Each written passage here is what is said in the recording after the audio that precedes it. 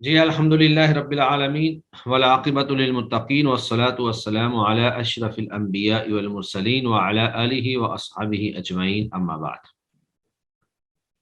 ہم پیچھے یہ پڑھ چکے ہیں کہ انسان اپنی زبان سے جو بھی چیز نکالتا ہے اس کو لفظ کہتے ہیں۔ پھر یہ جو لفظ ہے اس کا اگر معنی ہو تو اس کو با معنی لفظ کہیں گے، اور اگر وہ بغیر معنی کے ہو، فضول میں ہو، تو اس کو بے معنی کہتے ہیں۔ تو بے معنی سر کو میں مہمل بھی کہا جاتا ہے، اور با معنی کو موضوع اور مستعمل بھی کہا جاتا ہے۔ تو یہ جو موضوع اور مستعمل لفظ جو ہے، اس کی پھر آگے دو قسمیں تھیں۔ ایک قسم تھی مفرد یا کلمہ، یعنی اکیلا۔ پھر ہم نے کلمہ کی تین قسمیں پڑھی۔ کلمہ کی تین قسمیں ہیں: اسم، فعل اور حرف۔ تو با معنی کی دوسری قسم تھی مرکب۔ مرکب ہوتا ہے کہ دو کلمے یا دو سے زائد کلموں کو جب جوڑ دیا جائے تو وہ مرکب بن جاتا ہے۔ مفرد اکیلا ہوتا ہے، اور مرکب جو ہے وہ کئی مفردات کا مجموعہ ہوتا ہے۔ مرکب جو ہے وہ کئی مفردات کا مجموعہ ہوتا ہے۔ پھر یہ جو مرکب ہے اس کو جملہ بھی کہہ سکتے ہیں آپ، یعنی کہ جب دو یا دو سے زائد کلمے مل جائیں تو وہ ایک جملہ بن جاتا ہے یا وہ کلام بن جاتی ہے۔ مرکب کی پھر آگے دو قسمیں ہیں، یعنی دو یا دو سے زائد کلموں کے مجموعے کو مرکب کہتے ہیں، اور اس مرکب کی دو قسمیں ہیں۔ پہلی قسم ہے مرکب مفید، یعنی ایسا مجموعہ جو کوئی فائدہ دے، بات جو ہے وہ مکمل سمجھ میں آئے۔ تو تعریف اس کی یہ بیان کی گئی ہے کہ جب متکلم یعنی بات کرنے والا شخص جو ہے وہ بات کر کے خاموش ہو جائے تو اور سننے والے کو کسی واقعے کی خبر یعنی بات مکمل ہونے کے بعد جس نے بات کو سنا ہے اس کو کسی واقعے کی یا تو خبر معلوم ہو یا پھر اسے کسی چیز کی طلب معلوم ہو، یعنی یا تو اس کو کسی چیز کی خبر دی گئی ہو یا پھر اس کو کسی بات کا حکم دیا گیا ہو۔ جیسے حامد صالح، حامد نیک ہے، تو اس میں اس بات کی خبر دی گئی ہے کہ حامد نیک آدمی ہے، برا آدمی نہیں ہے۔ تو اس کا نیک ہونا یہ اس بات کی خبر ہے، حامد صالح، حامد نیک ہے۔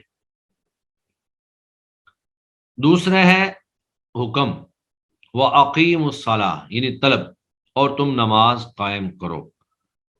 تو اس جملے میں یا اس مرکب میں ایک طلب محسوس ہو رہی ہے کہ آپ نماز قائم کرو۔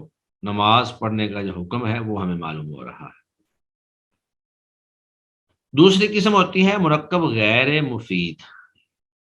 باقی میں ٹیکسٹ پڑھتا ہوں، ابھی فی الحال میں آپ کو ویسے بتا رہا ہوں۔ مرکب غیر مفید، غیر مفید وہ ہے جس سے پوری بات جو ہے وہ سمجھ میں نہ آئے، فائدہ نہ دے۔ وہ بات تو ہو جائے لیکن اس سے نہ تو کسی واقعہ کی خبر معلوم ہو اور نہ ہی اس سے کسی بات کی طلب معلوم ہو۔ اس کی ایک مثال ہے کتاب زید، زید کی کتاب، زید کی کتاب۔ تو اب اس میں زید کی کتاب، اس کے بارے میں کوئی خبر نہیں معلوم ہو رہی کہ وہ کتاب گم ہو گئی ہے یا وہ کتاب مل گئی ہے یا وہ کتاب خوبصورت ہے یا وہ کتاب پھٹ گئی ہے۔ تو جب تک اس کے ساتھ کوئی مزید جملہ یا کلمہ نہیں ملاتے جس سے اس کی وضاحت ہو جائے، اس وقت تک یہ مرکب غیر مفید رہے گا۔ اور جب اس کے ساتھ مزید کچھ چیزیں مل جائیں، کوئی کلمہ مزید مل جائے جو اس کی وضاحت کر دے، تو پھر یہ بھی مرکب مفید ہو جائے گا، لیکن وہ اس وقت ہوگا جب اس کے ساتھ کوئی نئی چیز جو ہے ملائی جائے گی۔ اس طرح ایک اس کی مثال ہے جیسے ثوب جدید، نیا کپڑا۔ تو اب یہ جو نیا کپڑا ہے اس کے بارے میں کوئی خبر نہیں ہے کہ نیا کپڑا جو ہے وہ گم ہو گیا ہے یا نیا کپڑا جو ہے وہ خریدا ہے میں نے، تو اس سے مکمل بات جو ہے وہ معلوم نہیں ہوتی، نہ خبر معلوم ہوتی ہے نہ طلب معلوم ہوتی ہے۔ اب یہی دو مثالیں ہیں، اگر ان کو ہم نے مفید بنانا ہو تو اس کے ساتھ ایک ایک کلمہ کا مثلا اضافہ کر دیتے ہیں۔ مثال کے طور پر ہم کہتے ہیں کہ ھذا کتاب زید، یہ زید کی کتاب ہے، تو یہ پورا جملہ بن گیا، مرکب مفید بن گیا۔ اس میں اس بات کی خبر دی جا رہی ہے کہ یہ کتاب زید کی ہے اور کسی کی نہیں ہے، یعنی ملکیت جو ہے زید کی ہے۔ یا پھر ثوب جدید، ان کو آپ کہہ رہے ہیں جی میں نے اشتریت ثوبا جدیدا، میں نے نیا کپڑا جو ہے وہ خریدا، تو اس میں بھی پوری ایک بات کی خبر معلوم ہو گئی۔ یا پھر آپ کہہ دیں کہ اشتری ثوبا جدیدا، تو یہ نیا کپڑا خرید لے، اس میں ایک طلب ہے۔ تو مرکب جو ہے اس کی گویا کہ دو قسمیں ہوئی، ایک مرکب مفید جو فائدہ مند ہے، جس سے کسی خبر کا علم ہوتا ہے یا کسی طلب کا علم ہوتا ہے،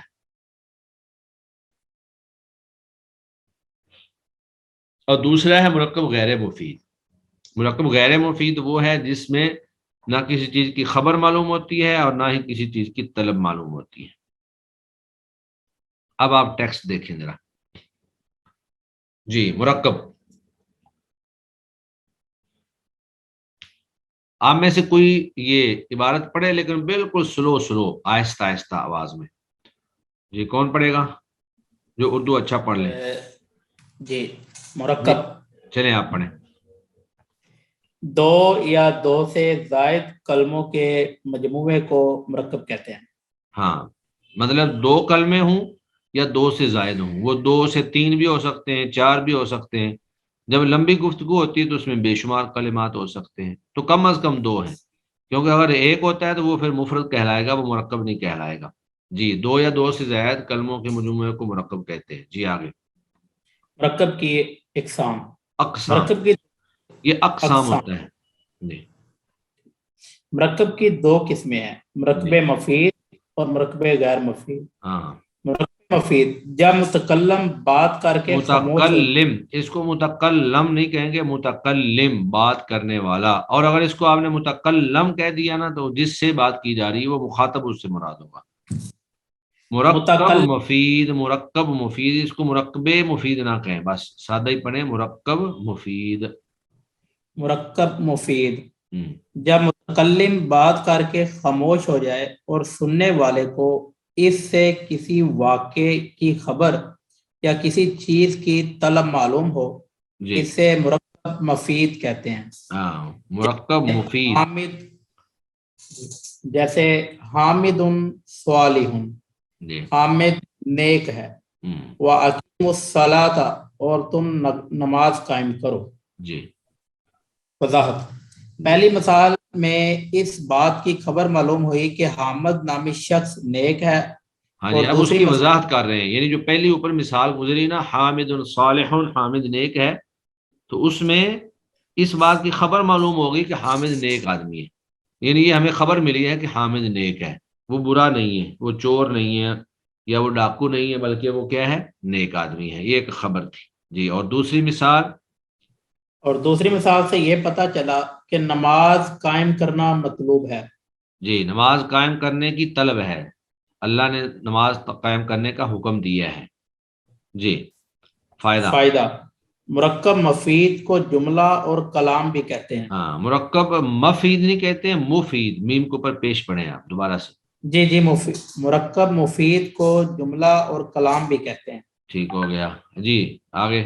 مرکب غیر مفید ہم، جب متکلم بات کر کے خاموش ہو جائے اور سننے والے کو اس سے کسی واقعے کی خبر یا کسی چیز کی طلب معلوم نہ ہو، اسے مرکب غیر مفید کہتے ہیں۔ ٹھیک ہو گئے۔ جیسے، کتاب زید، زید کی کتاب۔ ہاں، صوبن جدید، نیا کپڑا۔ ان الفاظ سے سننے والے کو زید کی کتاب یا نئے کپڑے کے بارے میں نہ کوئی نئی بات یا خبر معلوم ہوئی اور نہ ان کے بارے میں کوئی مطالبہ ہی، اس لیے یہ مرکبات غیر مفید ہیں۔ جی چلیں جی، ماشاءاللہ۔ اب آگے اس کے بارے میں چند ایک سوالات ہیں، مشق ہے، یہ آپ لوگوں نے سب نے اپنی اپنی کاپیوں پہ اس کو حل کرنا ہے۔ پہلا سوال تو ہے مرکب کی تعریف اور اقسام ذکر کریں۔ یہ آپ کو خیر ویسے ہی یاد ہونا چاہیے کہ مرکب کی تعریف کیا ہے اور اس کی قسمیں کون سی ہیں۔ پھر یہ ہے کہ مرکب مفید کسے کہتے ہیں، مرکب غیر مفید کسے کہتے ہیں، مثالوں کے ساتھ۔ اصل جو کام ہے وہ یہ ہے سوال نمبر 4 میں کہ درج ذیل میں سے مفرد اور مرکب کی شناخت کریں، یعنی نیچے جو الفاظ یا کلمات لکھے ہوئے ہیں ان میں سے آپ نے مفرد اور مرکب کی شناخت کرنی ہے کہ مفرد کون سا ہے اور مرکب کون سا ہے، اور پھر اس کے مناسب کالم میں درج کریں، یعنی اس کے کالم میں آپ نے لکھنا ہے کہ یہ مفرد ہے اور یہ مرکب ہے۔ لیکن میں آپ کو ایک چیز اور ساتھ بتاؤں گا کہ آپ نے 2 کام کرنے ہیں۔ ایک تو آپ نے لکھنا ہے یہ مفرد ہے، اور پھر آگے لکھنا ہے کہ مفرد میں سے کیا چیز ہے، اسم ہے، فعل ہے یا حرف ہے۔ تو اگر وہ مرکب ہو تو اس کے سامنے آپ نے لکھنا ہے یہ مرکب ہے، اور پھر مرکب مفید ہے یا مرکب غیر مفید ہے، اس کی بھی وضاحت کرنی ہے۔ میں ان کے ترجمے جو ہے وہ آپ کو بتا دیتا ہوں، باقی آپ لوگوں نے خود محنت کرنی ہے۔ جی، اللہ احد، اللہ ایک ہے، اللہ احد، اللہ ایک ہے۔ دوسرا ہے مکہ، مکہ، مکہ المکرمہ مشہور شہر کا نام ہے۔ تیسرا ہے صلاۃ الظہر، ظہر کی نماز۔ چوتھا ہے غنم، غنم بکریاں۔ پانچواں ہے العلم نور، علم جو ہے وہ روشنی ہے، علم روشنی ہے۔ چھٹا ہے قلم جمیل، خوبصورت قلم۔ اور ساتواں ہے بئر، کنواں، بئر کنواں۔ آٹھواں ہے رجل صالح، نیک آدمی۔ اس کا ترجمہ یہ نیک آدمی ہے، میں نے یہ نہیں کیا، اس کا ترجمہ ہے نیک آدمی بس۔ آگے ہے عصفور، عصفور کہتے ہیں چڑیا کو۔ اور پھر آگے ہے ربنا اللہ، ہمارا رب اللہ ہے۔ تو آپ اپنے پاس 2 خانے بنا لیں، ایک میں لکھیں یہ جملہ اللہ احد، دوسرے میں لکھیں کہ یہ مفرد ہے یا مرکب ہے۔ اگر مفرد ہے تو مفرد کی تینوں اقسام میں سے کون سی قسم ہے، اور اگر مرکب ہے تو مرکب کی دونوں اقسام میں سے کون سی قسم ہے۔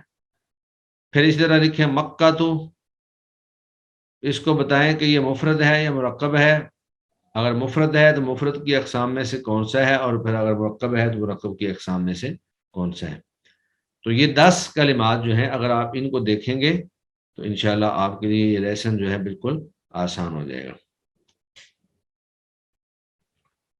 جی، اس کے بعد جملے کی ایک دوسرے اعتبار سے بھی چند اقسام ہیں، وہ آج کا سبق نہیں ہوگا، لیکن چونکہ کل ہم نے سارا پڑھنا ہے اس لیے میں اس کی تھوڑی سی وضاحت اس لیے کر رہا ہوں کہ جب آدمی ایک سبق 2 دفعہ پڑھتا ہے تو اس کو اچھی طرح سے سمجھ آ جاتا ہے۔ پیچھے ہم نے پڑھا کہ مرکب مفید کو جملہ اور کلام بھی کہتے ہیں، یہ یہاں پر لکھا ہوا تھا فائدہ، مرکب مفید کو جملہ اور کلام بھی کہتے ہیں۔ اب یہ جو مرکب مفید ہے یعنی جملہ اور کلام جو ہے اس کی پھر آگے کئی اعتبار سے مختلف قسمیں ہیں۔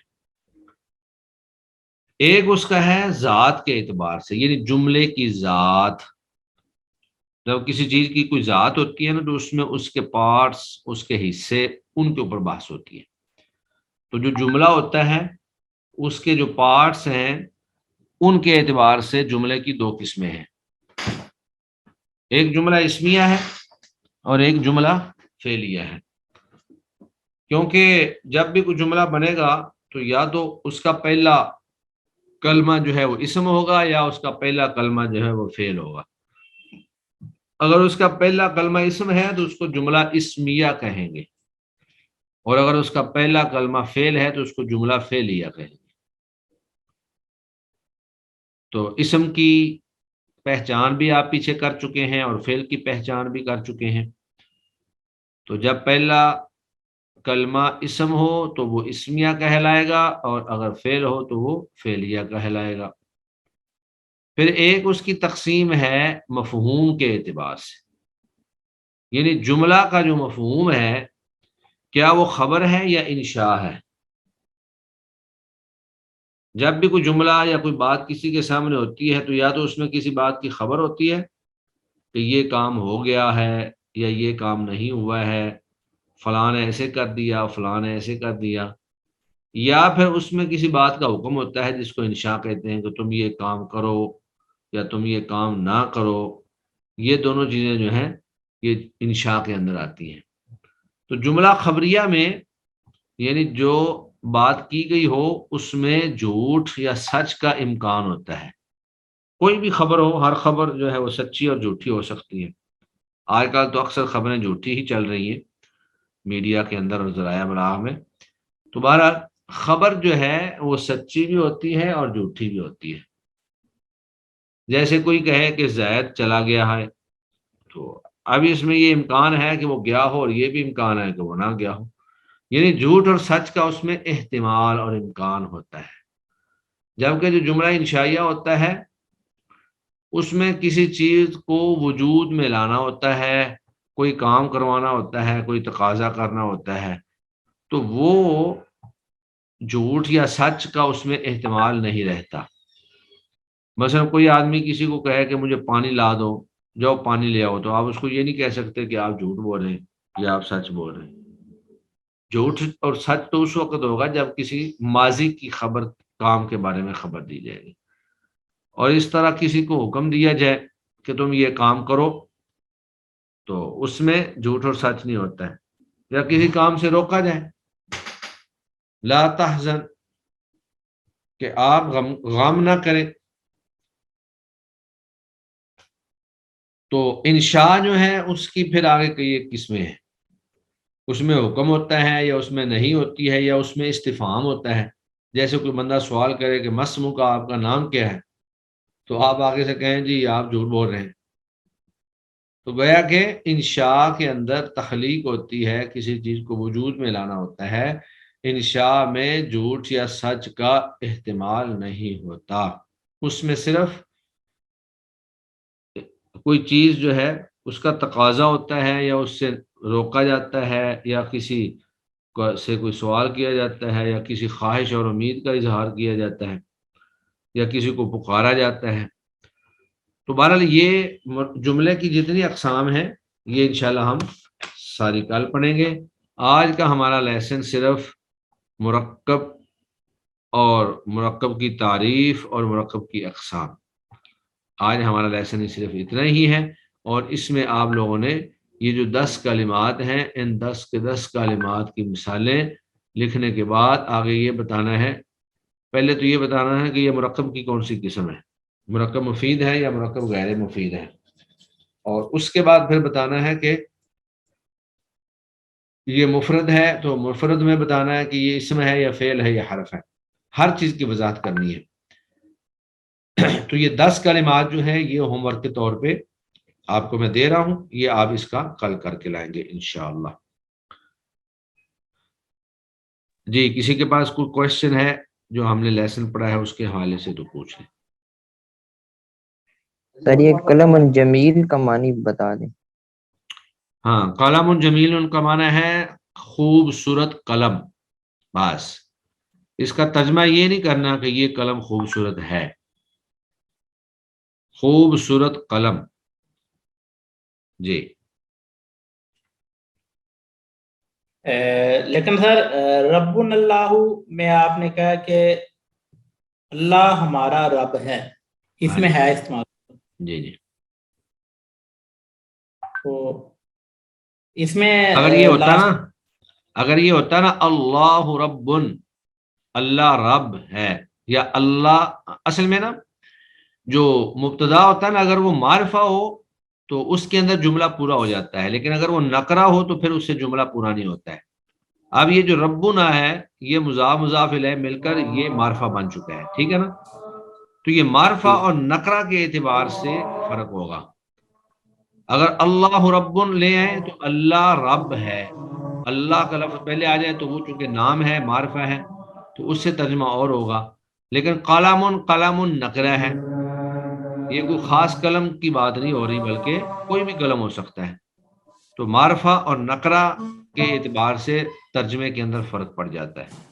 جی، یعنی کہ ہم یہ کہہ سکتے ہیں کہ اگر جملے کے لاسٹ میں مرکب کے لاسٹ میں معرفہ آ جائے تو معرفہ پہ وہ اس کا اختتام ہو رہا ہے، تو یعنی کہ ہے لگا سکتے ہیں۔ ہاں جی، ہاں جی، پھر جملہ پورا ہو جاتا ہے۔ ٹھیک ہے۔ اگر اس کو مثلا یہ قلم ہونا ہے نا، اس کا پورا جملہ کرنے سے ہوگا ھذا قلم جمیل۔ اگر اس طرح بن جائے ھذا قلم جمیل تو یہ خوبصورت قلم ہے، تو پھر یہ پورا جو ہے ایک جملہ مرکب مفید بن جائے گا۔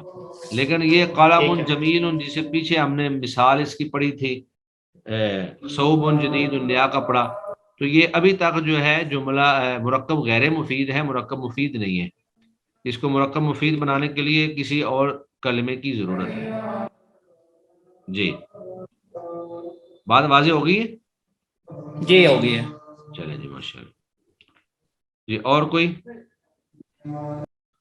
ابھی ہمارے 15 منٹ باقی ہیں، اگر آپ کوشچن نہیں کریں گے تو پھر میں نے اگلا بھی لیسن پڑھا دینا ہے، پھر آپ سے یاد نہیں ہونا۔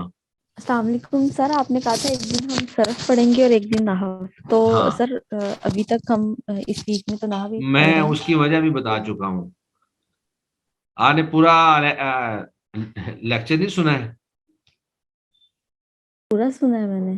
ہاں، میں نے کہا کہ اس طرح نا وہ کام مکس سا ہو رہا تھا، تو میں نے کہا کہ ہم اب اس طرح کریں گے کہ 3 دن جو ہے نحو پڑھیں گے اور پھر اگلے 3 دن صرف ہی صرف پڑھیں گے، وہ تھوڑا سا ادھر پڑھیں تھوڑا سا ادھر پڑھیں۔